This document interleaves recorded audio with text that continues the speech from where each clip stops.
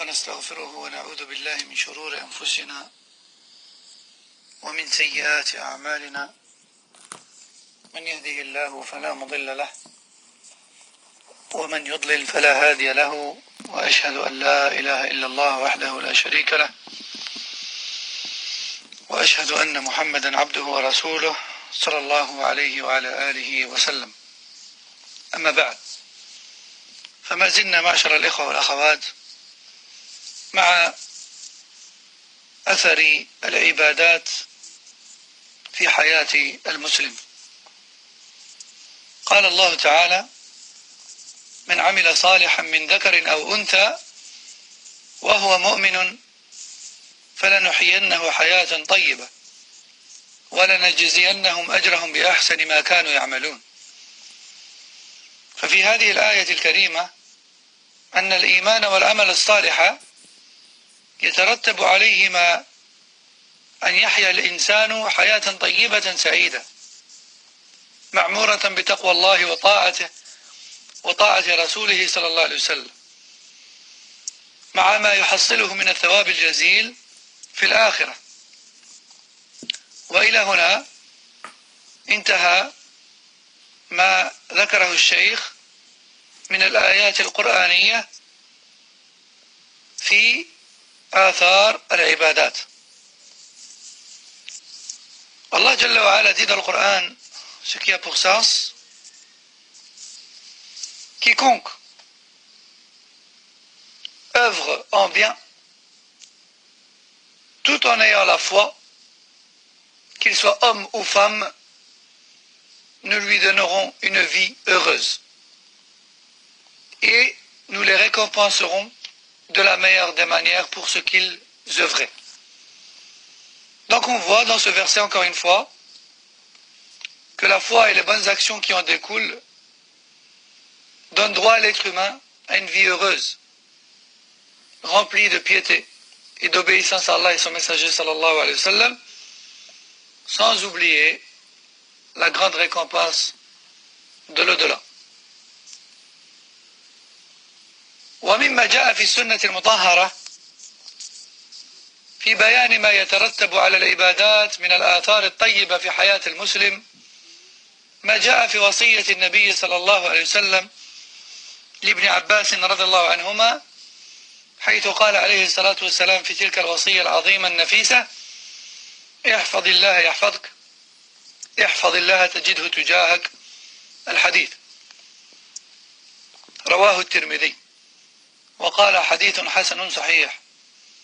وفي لفظ آخر عند أحمد: احفظ الله يحفظك، احفظ الله تجده أمامك، تعرف إلى الله في الرخاء يعرفك في الشدة. وهذا الحديث هو الحديث 19 من الأربعين النووية، وجاء في شرحها للحافظ بن رجب في كتابه جامع العلوم والحكم معان نفيسة في شرح هذا الحديث. استفدت منه في بيان معاني هذه الجمل من الحديث. وحفظ الله لعبده يدخل فيه نوعان: حفظه في بدنه وماله وأولاده وأهله، وكذلك حفظه في دينه بأن يسلم من الشبهات المضلة والشهوات المحرمة، فيكون بذلك على سداد وعلى استقامة في أمور دينه ودنياه. وهذا من حفظ الله عز وجل لمن حفظه. فالعبد يحفظ الله بحفظ حدوده والقيام بأوامره واجتناب نواهيه، والله تعالى يثيبه على ذلك حفظا من جنس عمله، والجزاء من جنس العمل. Ensuite, Cheikh Abdel Mohsen hafidahullah est passé aux preuves tirées de la sunna sur les effets positifs de l'adoration dans notre vie mondaine et de l'au-delà. Et parmi ce qui montre clairement les effets positifs de l'adoration et l'obéissance à Allah Azza wa Jal, le hadith rapporté par Tirmidhi et l'imam Ahmed d'après Ibn Abbas Le prophète sallallahu alayhi wa sallam a dit: obéis à Allah et respecte ses limites. En situation d'aisance, tu le trouveras. Tu trouveras son aide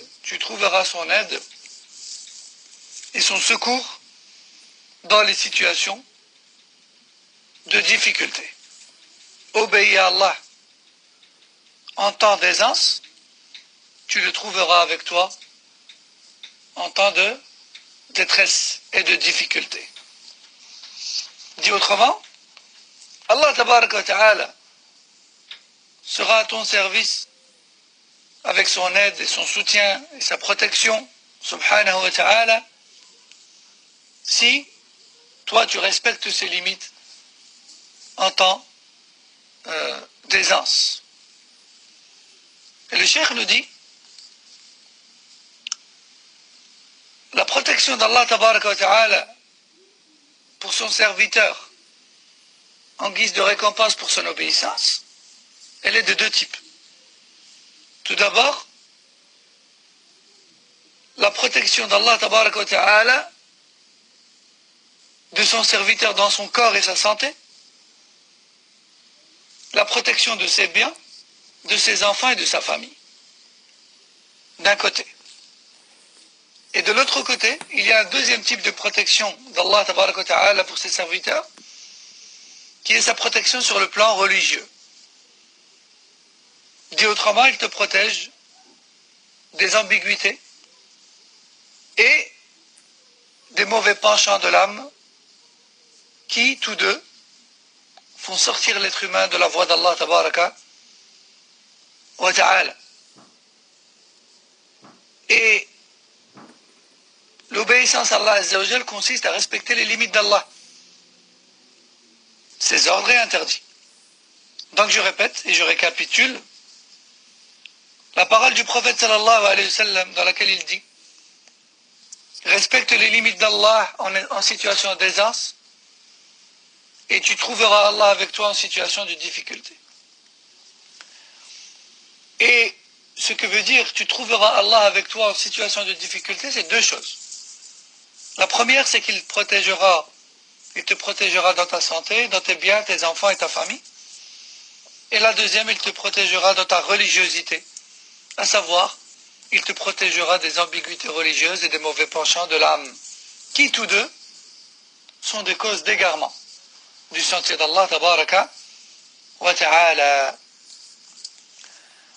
فإن قوله يحفظك هذا جزاء وهو من الآثار المترتبة على العمل الصالح وهو جزاء من جنس العمل. وقوله احفظ الله تجده تجاهك أي أنك تجد الله عز وجل أمامك فيحوطك ويرعاك ويحفظك من كل سوء. وقوله صلى الله عليه وسلم تعرف إليه في الرخاء يعرفك في الشدة أي أنك إذا لزمت طاعة الله وطاعة رسوله صلى الله عليه وسلم في حال رخائك وفي حال سعتك فإن الله يثيبك بأن يحفظك في الشدائد وفي حال وقوعك في المآزق. Et donc, ce que je viens de lire là, c'est exactement la même chose que ce que j'ai traduit juste avant, à quelques détails près. ومما يوضح أن من تعرف إلى الله في الرخاء عرفه في الشدة ما جاء في قصة الثلاثة الذين آواهم المبيت إلى غار فانحدرت عليهم صخرة وسدت باب الغار فلم يستطيعوا أن يخرجوا فصاروا في قبر وهم أحياء فتذاكروا فيما بينهم فرأوا أن السبب الذي يخلصهم الله عز وجل به مما هم فيه من الشدة أن يبحثوا عن أعمال صالحة عملوها لله في حال الرخاء فيتوسلوا بها إلى الله في هذه الشدة التي وقعوا فيها. فتوسل أحدهم إلى الله ببره لوالديه وتوسل الثاني بتركه الزنا مع قدرته عليه وتوسل الثالث بحفظ حق أجيره وتنميته له لما ذهب قبل أخذه. فكل واحد منهم توسل إلى الله بعمل صالح عمله لله عز وجل في حال رخائه، فأزاح الله تلك الصخرة وخرجوا يمشون. وقصة هؤلاء الثلاثة جاءت في صحيح البخاري ومسلم من حديث عبد الله ابن عمر رضي الله عنهما. Aussi, le cheikh nous rappelle le hadith rapporté par le Bukhari et Muslim, dans lequel le prophète sallallahu alayhi wa sallam nous a raconté l'histoire de ces trois croyants qui ont trouvé refuge une fois la nuit tombée dans une grotte dans laquelle ils se sont retrouvés coincés à cause d'une chute de pierres et de roches. Ils se sont retrouvés coincés par une énorme pierre qui a bloqué et fermé l'entrée de la grotte. Ils se sont donc mis à réfléchir à une solution. Et ils se sont dit que seul les sortira de là le fait d'invoquer Allah Azza wa Jal en rappelant dans l'invocation des actions qu'ils avaient accomplies sincèrement et purement pour lui, Tabaraka wa Ta'ala. Le premier a invoqué en rappelant sa bienfaisance envers ses parents. Et le deuxième a invoqué en rappelant dans son invocation sa résistance et son abstinence face à la fornication alors qu'il en avait la possibilité. Quant au troisième, eh bien lui, il a rappelé dans son invocation son honnêteté envers cet ouvrier qui est parti des années durant sans avoir pris son salaire, suite à quoi il est revenu réclamer celui-ci, et en fait, cet homme lui avait gardé son salaire, il avait acheté donc un troupeau avec cet argent. Ce troupeau s'est reproduit et s'est agrandi jusqu'à devenir énorme. Et lorsque cet homme est revenu, il lui a donné son salaire et tout ce qu'il avait donné comme suite. C'est-à-dire, il lui a donné tout le troupeau sans ne rien en déduire. Et donc ces trois hommes ont invoqué Allah Azza wa Jal de les sortir de là, en rappelant à chaque fois ces trois, donc leurs bonnes actions, et en disant, oh Allah, si on les a accomplies sincèrement pour ta face, et purement pour ta face, alors sauve-nous d'ici. Et à chaque fois que l'un d'entre eux a invoqué, cette pierre bougeait d'un cran, jusqu'à se retirer, et ces trois hommes sont sortis de la grotte, libres, comme si de rien n'était. Donc on voit dans ce hadith les effets positifs dans cette vie et dans le-delà de nos bonnes actions accomplies sincèrement pour Allah Tabaraka wa Ta'ala. Ça c'est fit dunya, que dire de l'au-delà. ثم إن من العبادات الصلاة والزكاة والصيام والحج وكل واحدة منها لها آثار طيبة في حياة المسلم. فالصلاة هي عمود الإسلام، وهي التي تنهى عن الفحشاء والمنكر، وهي صلة وثيقة بين العبد وبين ربه. فإذا حافظ الإنسان على الصلوات في المساجد جماعة مع المسلمين فإنه تقوى صلته بالله، لأنه يكون على صلة بالله دائما وأبدا في اليوم والليلة. يصلي لله 5 مرات، وكذا ما يأتي به من النوافل، فإن الله يثيبه على ذلك كله، فيبعده عن الفحشاء والمنكر، لأنه إذا هم بمعصية وهم بأمر منكر تذكر لماذا يصلي، ولماذا يلازم الصلاة؟ إنه يفعل ذلك رغبة فيما عند الله من الثواب وخوفا مما عنده من العقاب، فإن صلاته تنهاه عن الفحشاء والمنكر، فيكون بعيدا عن الفحشاء وبعيدا عن المنكر. قال الله عز وجل: وأقم الصلاة إن الصلاة تنهى عن الفحشاء والمنكر. Sans oublier le reste des adorations principales de l'islam, telles que les piliers de l'islam. En l'occurrence, ici, le cheikh nous cite donc les 4 derniers piliers de l'islam, puisqu'on a déjà parlé du premier au début du livre. Donc la prière, la zakat, le jeûne et le pèlerinage.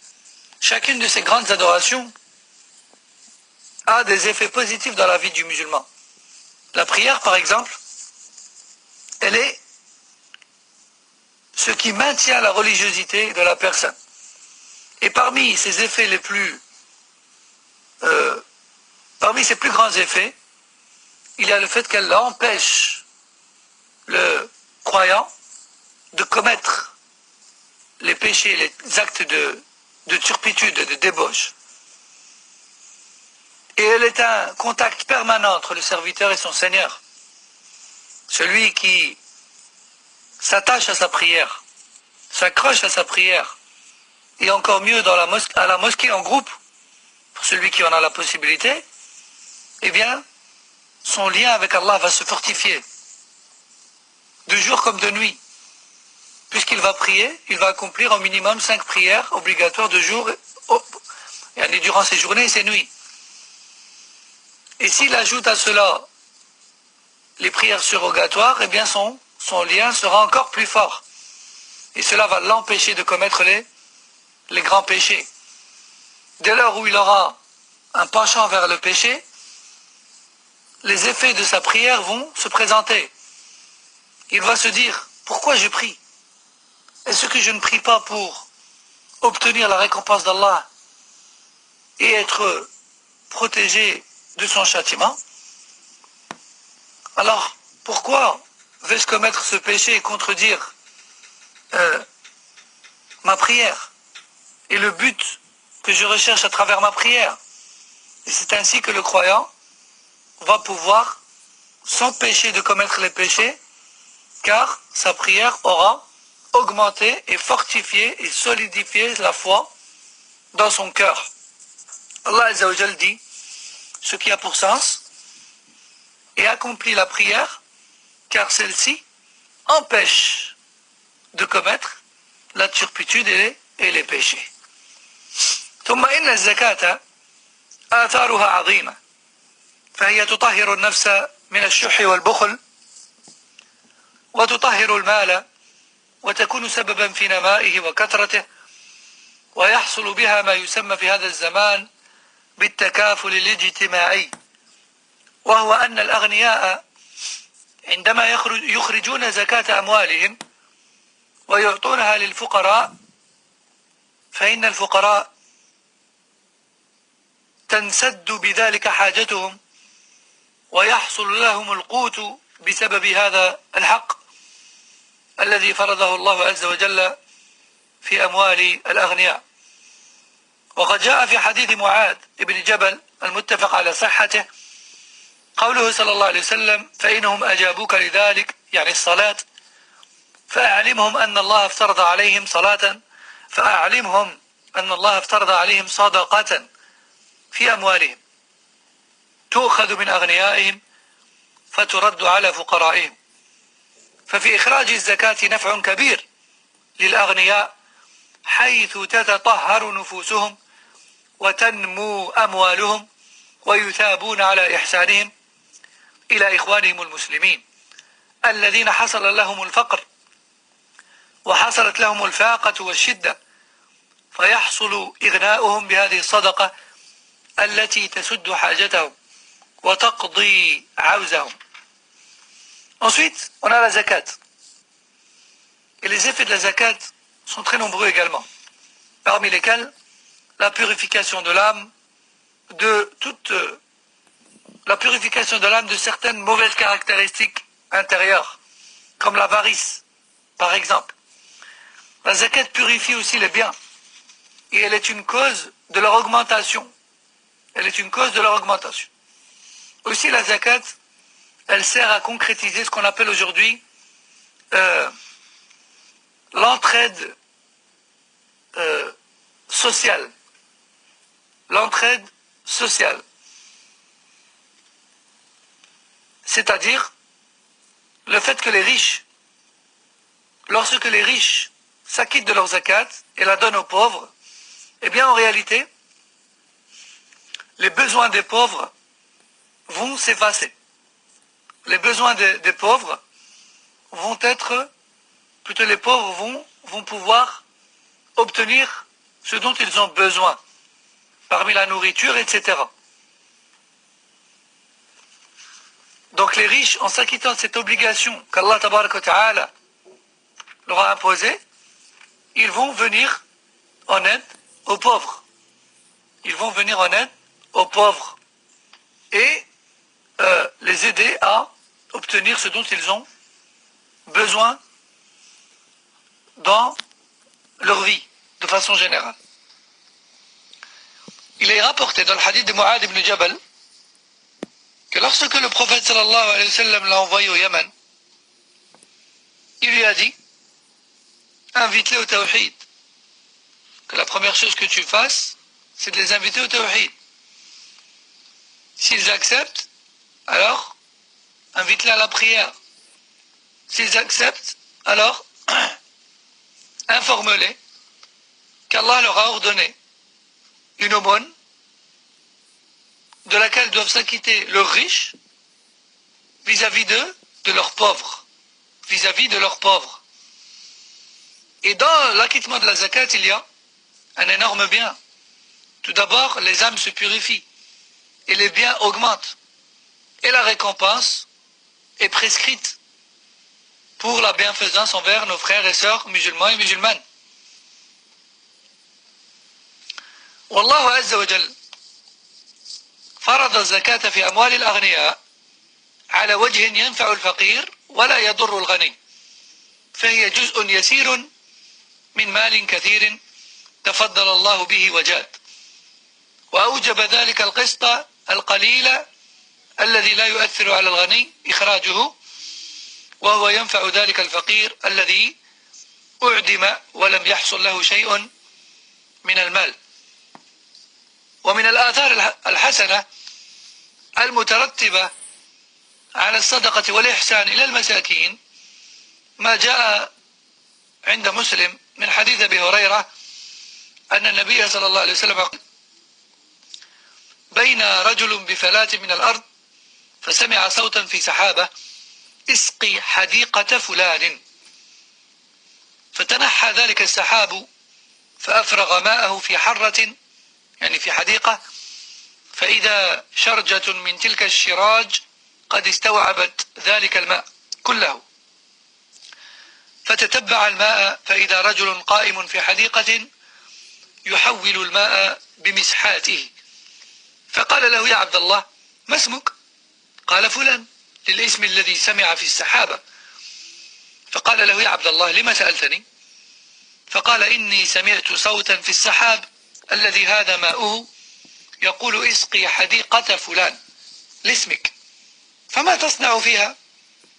قال أما إذ قلت هذا يعني بما أنك أخبرتني بهذا فإني أخبرك فإني أنظر إلى ما يخرج منها فأتصدق بثلثه وآكل أنا وإيالي ثلثا وأرد فيها ثلثه وفي رواية له يعني لمسلم أيضا وأجعل ثلثه في المساكين والسائلين وابن السبيل. Aussi, Allah Azza wa Jal a imposé cette obligation qui est la zakat aux riches, de sorte à ne pas leur nuire dans leur richesse, et de sorte à ce que ça puisse profiter convenablement aux pauvres. Donc, ce n'est qu'une petite somme d'argent soustraite d'une grande quantité de biens qu'Allah a donné à la personne, afin de subvenir aux besoins de personnes n'ayant pas les moyens. Aussi, on peut citer un hadith qui montre les effets positifs de l'aumône, hadith rapporté par Muslim, d'après Abu Huraira, le prophète sallallahu alayhi wa sallam a dit, un jour, un homme était debout dans une terre vide, sur un terrain vague, une terre vide où il n'y a personne, et il a vu au-dessus de lui dans le ciel un nuage chargé d'eau. Et dans ce nuage, il a entendu une voix qui disait irrigue la terre de tel, ou encore arrose la terre de telle personne, ou encore fais descendre ta pluie sur la terre de telle personne. Suite à quoi, ce nuage s'est mis en mouvement et cet homme l'a suivi jusqu'à arriver au-dessus d'une terre cultivée où ce nuage a déchargé ce qu'il contenait comme eau. Et il a vu sur cette terre un homme qui irriguait l'eau et qui cultivait sa terre. Il lui a demandé « Comment t'appelles-tu » Et cet homme lui a cité le nom qu'il a entendu dans le nuage. C'est alors que cet homme lui a dit « Pourquoi me demandes-tu après mon nom ?» Et l'homme lui raconta l'histoire. Puis, il lui a demandé après ce qu'il faisait de spécial pour avoir droit à de tels bienfaits de la part d'Allah tabaraka wa ta'ala. Et cet homme a dit, puisque tu me racontes cette histoire, alors je vais te dévoiler ce que je fais. Le jour où je récolte ma terre, je garde un tiers pour moi et mes enfants, et je donne un tiers aux pauvres, aux nécessiteux et aux voyageurs dans le besoin, et je remets le tiers en terre. Et je ressème le dernier tiers. Apporté par Muslim. Donc on voit comment Allah tabaraka wa ta'ala purifie les âmes et les rend encore meilleures. C'est-à-dire l'âme devient encore meilleure et elle va encore plus faire le bien. Et les biens augmentent et sont constants et ne disparaissent pas. Si on est reconnaissant envers Allah avec ces biens-là, comme cet homme-là, par exemple. وأما الصيام فإن آثاره عظيمة ونتائجه كبيرة وذلك أن في الصيام جنة كما قال صلى الله عليه وسلم الصيام جنة رواه البخاري مسلم فهو جنة من النار ووقاية منها في الدار الآخرة وهو جنة من المعاصي إذ إن فيه إضعاف قوة الشهوة في النفس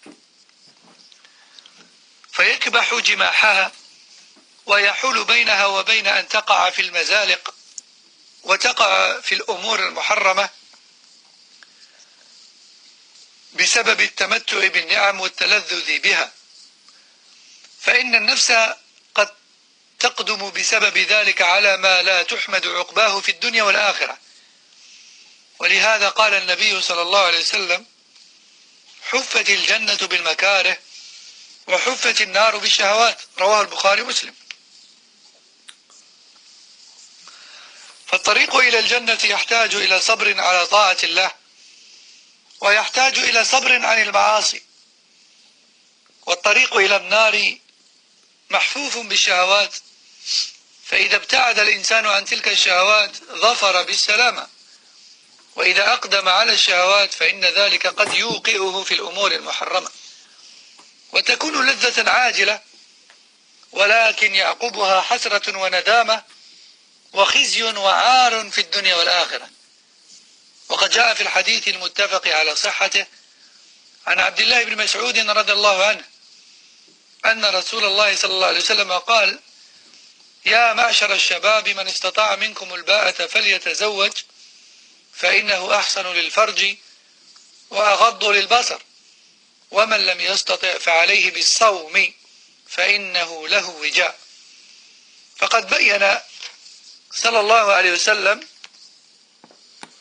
أن الإنسان إذا كان قادرا على الزواج فعليه أن يبادر إليه ليعف نفسه وليعف غيره، وإذا كان غير قادر فإنه يتعاطى هذا العلاج النبوي الذي أرشد إليه النبي صلى الله عليه وسلم، وهو الصيام، لأنه حمية ووقاية من أن يقع الإنسان في المعاصي، وذلك لما يحصل في الصوم من إضعاف النفس وعدم تمكنها من الأمور التي كانت تتمكن منها في حال التنعم في المآكل والمشارب.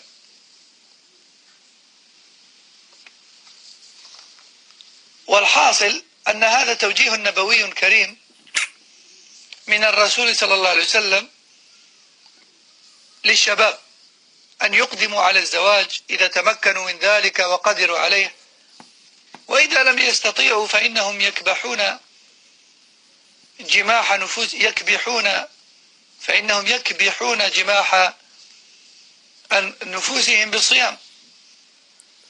وفي صيام الأغنياء إحساسهم بألم الجوع، فيتذكرون نعمة الله عليهم بالغنى فيشكرون الله عز وجل، ويشعرون بأن لهم إخوانا يتألمون من الجوع من غير صيام لأنهم لا يجدون ما يسد رمقهم، فيكون ذلك حافزا لهم على الإحسان إلى المساكين والبذل للمعوزين والمحتاجين. Ensuite, le jeûne. Le jeûne a aussi beaucoup d'effets positifs sur le jeûneur. Car le jeûne est une protection contre les péchés. Le prophète sallallahu alayhi wa sallam a dit: le jeûne est un bouclier. Rapporté par le Bukhari et Muslim. C'est un bouclier contre le feu, car il affaiblit l'âme et réduit ses forces de sorte à l'empêcher de s'adonner au péché. Et c'est pour cela que le jeûne est un bouclier qui protège contre le feu, car celui-ci protège contre les péchés. Et donc, la sentence de cela, c'est-à-dire le feu de l'enfer. Car plus la personne s'adonne à la nourriture et la boisson, plus elle développera ses envies et ses penchants. Et plus elle privera son corps de la nourriture et de la boisson, plus elle l'affaiblira et affaiblira ses désirs et ses mauvais penchants.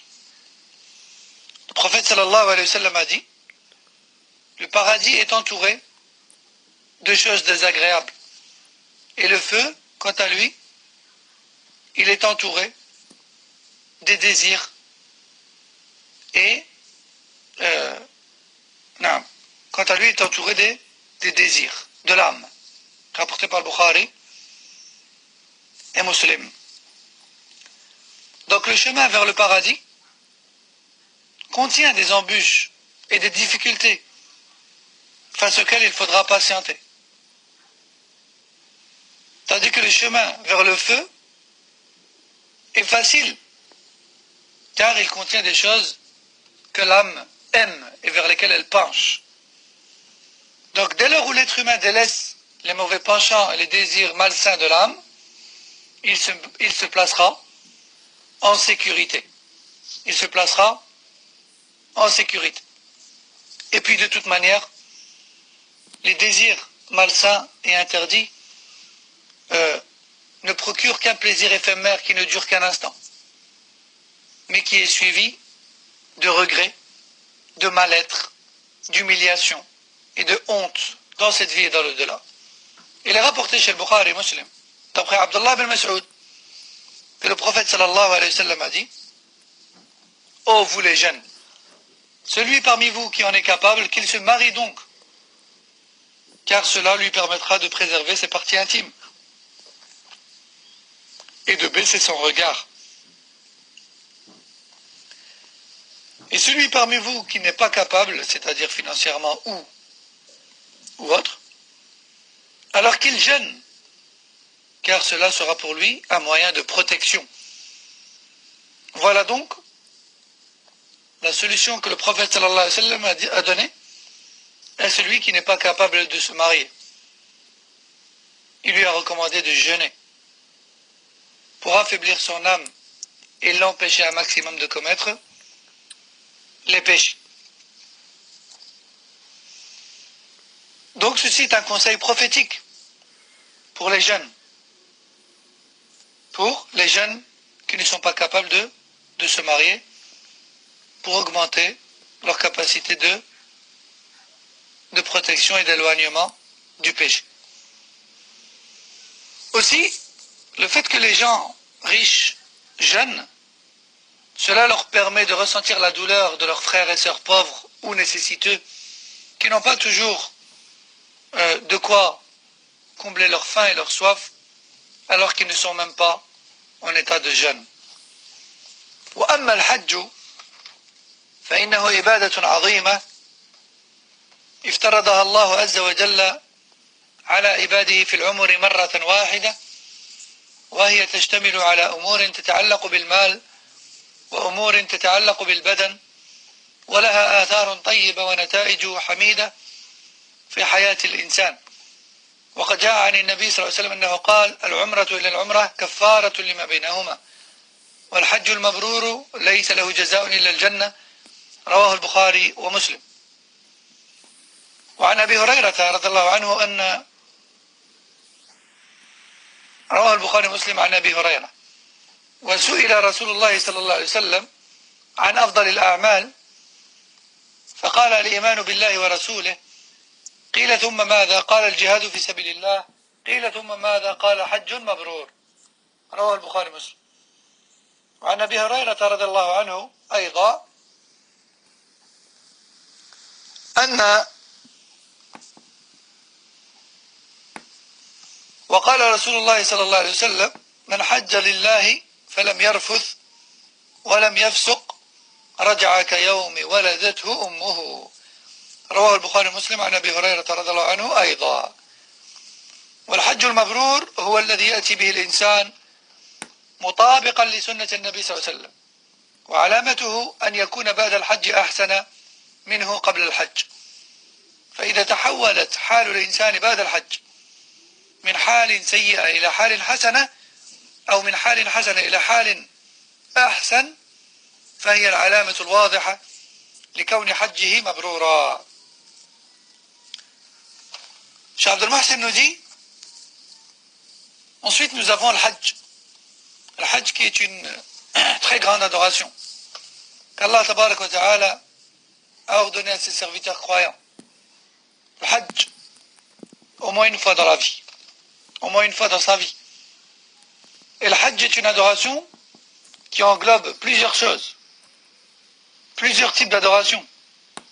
L'adoration financière, qui est le fait de dépenser pour y aller, et l'adoration avec les membres et le cœur, puisqu'on doit les utiliser dans les actes d'adoration et dans les rites. Et tout cela a des effets très positifs sur le croyant et la croyante dans cette vie et dans l'au-delà. Le prophète sallallahu alayhi wa sallam a dit: entre la Umrah et la suivante, entre une Umrah et la suivante, ou plutôt, on pourrait traduire ça en disant: la Umrah permet d'effacer tous les péchés commis depuis la dernière Umrah. Donc tous les péchés, meilleure formulation, tous les péchés commis entre deux Umrah sont effacés. Tous les péchés commis entre deux Umrah sont effacés. Et le Hajj parfaitement accompli n'a d'autre récompense que le paradis. Et le Hajj parfaitement accompli, c'est-à-dire purement pour Allah et conformément à la sunna du messager d'Allah sallallahu alayhi wa sallam, n'a d'autre récompense que le paradis, rapporté par le Bukhari Muslim, d'après Abu Huraira. Aussi, le prophète sallallahu alayhi wa sallam a été questionné sur les meilleures des œuvres.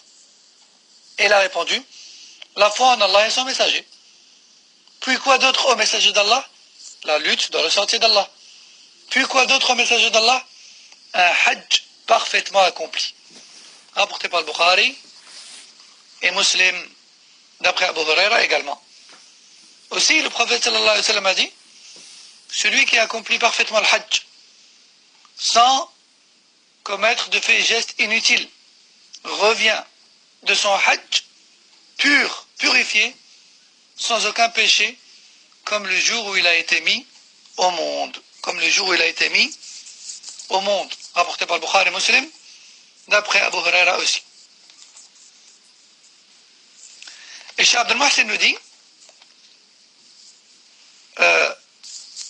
le signe qui nous permet de reconnaître un hajj accepté, c'est le changement positif d'une personne qui en revient. Le changement positif d'une personne qui en revient. Si la personne qui revient du hajj était dans un mauvais état, puis qu'elle est devenue,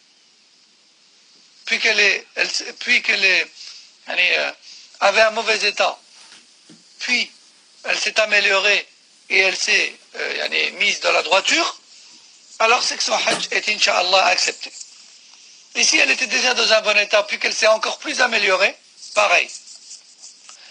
ثم أيضا يترتب على أداء الحج والعمرة أنه يتقرب إلى الله بعبادات لا وجود لها إلا في ذلك المكان مثل الطواف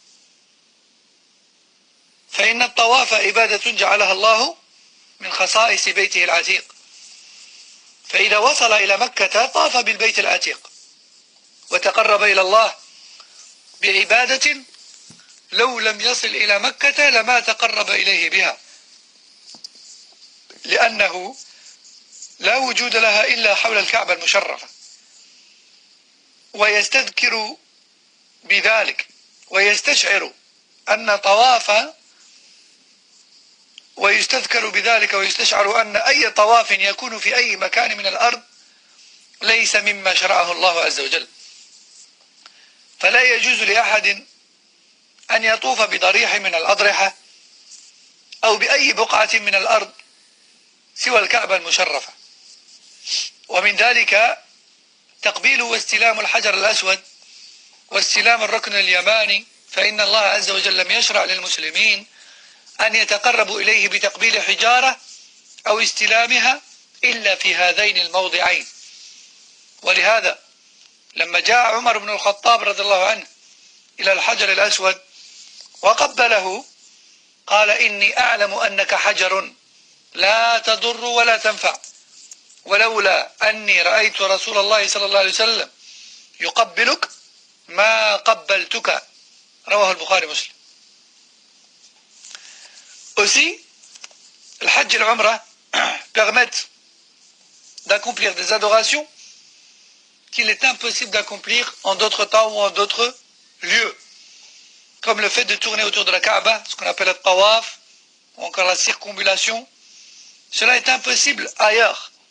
Cela est impossible ailleurs, car il n'est permis de tourner par adoration pour Allah Azza wa Jal que autour de sa maison sacrée qui est la Kaaba. Il en va de même aussi pour le fait d'embrasser la pierre noire. C'est une adoration qu'on ne peut pas faire ailleurs. Ou encore le fait de toucher de sa main le coin yéménite. Cela n'est pas possible ailleurs. Et c'est pour cela que lorsque Omar ibn al-Khattab, qu'Allah l'agrée, est arrivé face à la pierre noire et qu'il l'a embrassée, il a dit: je sais que tu n'es qu'une pierre. Tu n'apportes ni bien ni mal. Mais si je n'avais pas vu le prophète sallallahu alayhi wa sallam t'embrasser, je ne t'aurais jamais embrassé. Rapporté par le Bukhari et Muslim. ومن الآثار المترتبة على الحج والعمرة أن المحرم عندما يتجرد من ثيابه ويلبس إزارا ورداء يستوي فيه الغني والفقير ويتذكر بهذا اللباس لباس الأكفان عند الموت فيستعد له بالأعمال الصالحة التي هي خير زاد كما قال تعالى وتزودوا فإن خير الزاد التقوى. ومن ذلك أيضا أن في اجتماع الحجاج في عرفة تذكيرا باجتماع الناس في الموقف يوم القيامة، فيكون ذلك حافزا للاستعداد لذلك اليوم بالأعمال الصالحة. وفي الحج يلتقي المسلمون من مشارق الأرض ومغاربها فيتعارفون ويتناصحون ويعرف بعضهم أحوال بعض، فيتشاركون في الأفراح والمسرات، كما يشارك بعضهم بعضا في آلامه ويرشده إلى ما ينبغي له فعله، ويتعارفون جميعا على البر والتقوى ويتعاونون جميعا على البر والتقوى كما أمرهم الله سبحانه وتعالى بذلك. Et parmi les effets positifs de l'Hajj ou l'Umrah, c'est que dès lors où les pèlerins se mettent en état de sacralisation et se débarrassent de leurs vêtements cousus autour des membres et se parent donc de l'izar ainsi que al-rida, qui sont ces vêtements blancs, eh bien tout le monde devient, ou tout le monde a la même apparence, et plus aucune différence ne peut être remarquée entre les riches et les pauvres. Et ce vêtement-là nous rappelle également le linceul que l'on porte après la mort. Ainsi cela, ou cette réflexion nous pousse à ce moment-là aux bonnes actions, car les bonnes actions ce sont les meilleures provisions que l'on emportera avec nous après la mort. Allah Azza wa Jal dit ce qui a pour sens, et prenez vos provisions, et sachez que la meilleure des provisions c'est l'obéissance à Allah. Aussi parmi les effets positifs de l'Hajj, il y a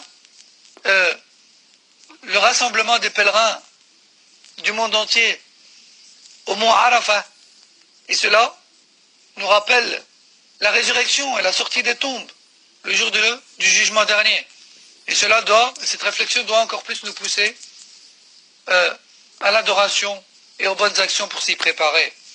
Aussi parmi les effets positifs de l'Hajj, il y a la rencontre de tous les musulmans du monde entier dans un même endroit, et cela leur permet de faire connaissance, de se conseiller et de se connaître les uns les autres, de partager leur joie et de se rassurer et de se soutenir dans leur tristesse, et de se conseiller mutuellement et de s'entraider mutuellement dans le bien et de s'interdire mutuellement le mal. Et cela fait partie de ce qu'Allah leur a ordonné. والحاصل أن هذه العبادات العظيمة التي شرعها الله عز وجل وبنى عليها دينه الحنيف تترتب عليها آثار طيبة في حياة المسلم الدنيوية وآثار عظيمة في حياته الأخروية. Enfin, le cheikh clôture en disant, donc toutes ces adorations, ces grandes adorations qu'Allah a légiférées et sur lesquelles il a bâti et construit sa religion, qui est la religion du monothéisme pur, toutes ces adorations-là, bien sûr, donnent naissance à des effets très positifs et très bénéfique dans la vie du musulman, que cela soit ici-bas ou dans l'au-delà, comme on a dit. Enfin, le cheikh dit وأسأل الله عز وجل أن يوفقنا جميعا لما يرضيه وأن يجعلنا ممن يستمع القول فيتبع أحسنه وأن يجعلنا هداة مهتدين إنه سبحانه جواد كريم وصلى الله وسلم وبارك وأنعم على خير أنبيائه ورسله نبينا وإمامنا وسيدنا محمد ابن عبد الله وعلى آله وأصحابه ومن سلك سبيله واهتدى بهداه والحمد لله رب العالمين والسلام عليكم ورحمة الله وبركاته. Le cheikh nous dit, je demande à Allah Azza wa Jal de nous donner à tous le succès d'accomplir tout ce qui lui plaît, subhanahu wa ta'ala, et de nous placer parmi ceux qui entendent les meilleures paroles et qui les mettent en application, et qui nous mette parmi les gens bien guidés, car il est généreux, subhanahu wa ta'ala. Tout comme nous lui demandons de préserver et de vanter et de bénir le meilleur de ses prophètes et de ses messagers, Muhammad sallallahu alayhi wa sallam, fils de Abdullah, qui est notre imam et notre leader et notre exemple, alayhi salatu wa salam, et de vanter également les compagnons de notre prophète sallallahu alayhi wa sallam et de leur pardonner, ainsi que tous ceux qui ont suivi leur voie à la trace par après. Et toutes les louanges reviennent à Allah, le Seigneur de l'univers. Hada wallahu a'lam, alhamdulillah. Ainsi on aura terminé ce livre qui s'intitule Les effets positifs des adorations sur la vie du musulman. Et Inch'Allah, dans le courant de la journée de demain, bi'idnillah, vous serez informé du titre de la conférence prochaine qui se fera demain après Salat al-Maghrib, Inch'Allah. Et qu'Allah Azza wa Jal vous préserve de tout mal et qu'il vous préserve de jour comme de nuit. Wa sallallahu sallam ala nabiyyina Muhammad wa ala alihi wa sahbihi ajma'in. Assalamu alaikum wa rahmatullahi wa barakatuh.